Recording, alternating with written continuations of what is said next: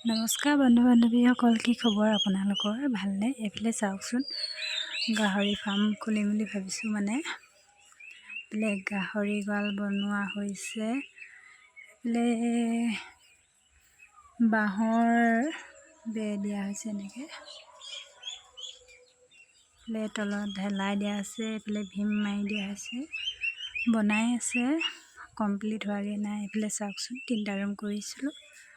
এইফালে এইটো এটা আৰু এইফালে এইটো এটা।